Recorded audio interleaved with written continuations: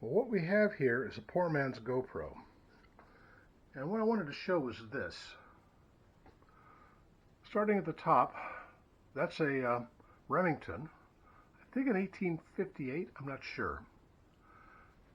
Next down is a Lamott.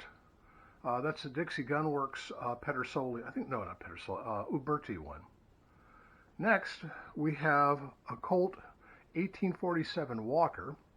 That has the Howell cylinder conversion on it in 45 ACP.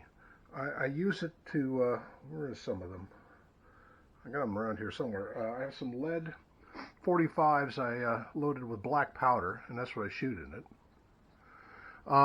Next is I think that's also an Umberti, and that's a 1860, or is it 61, the Navy pattern, but that happens to be in 44. It's weird. Next we have a Spiller and Burr, and I forget who made it. That's a 36. And next we have, this is my latest. This is a Police Pocket 1862. I hear that's the very last gun that Sam Colt actually worked on before he passed away. Well, the other newest thing I've got is this, which is I think it's called a Trapper flintlock. And, oh, it's fun to shoot. So this is my black powder revolvers here. And this is also black powder. This is was a rifle of some kind. Oh, there's my GoPro. But it's a rifle of some kind. But it was they blew the barrel out, so somebody chopped it off and put a sight on it, put a shortened ramrod in the thing, and it works. Over here, we have my, I think this is a Hawken style rifle, and some cheap black powder thing that I picked up from my cousin.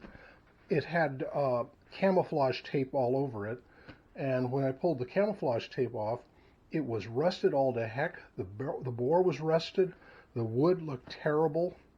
I ran a brass cleaning rod and brass brush down it with a drill and went in and out, in and out, in and out, and then poured off rust. And then went in and out, in and out, in and out. Then I poured some ballistol down it, and then went at it again with a new brass brush. I'd worn out the other one. And I kept doing that, and it's now in pretty good shape. And it works. And that's my blunderbuss. That plus this, what's it called? I always forget.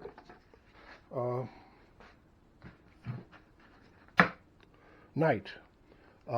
This is in 54 caliber. This is an inline cap and ball, the kind they usually sell to convicted felons after they're off probation because they can't own a real firearm, but they want to go hunting. Now, I have other guns too, but that's my my line of black powder. If you want to go revolver, I do have one single action Army. That's a real Colt.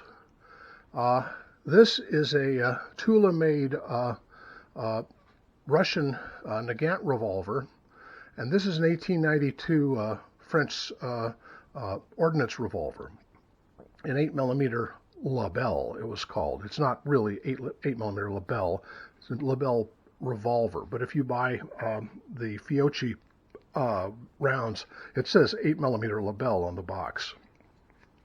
That's sort of like, well, the two on the right over here are 1912 Steyrs. If you get Steyr ammo from Fiocchi, they misspell Steyr. Other new one I got recently. This looks like just looks like a Beretta, but it isn't. That's made under license in Cairo. That's a Hell one. It's an actual Egyptian pistol. I always wanted one because, well, you may notice I've got a Rashid and Hakim over here. So that would go well with those. You know, just to complete the set, as it were. Oh, the other thing I got recently, it hasn't arrived yet.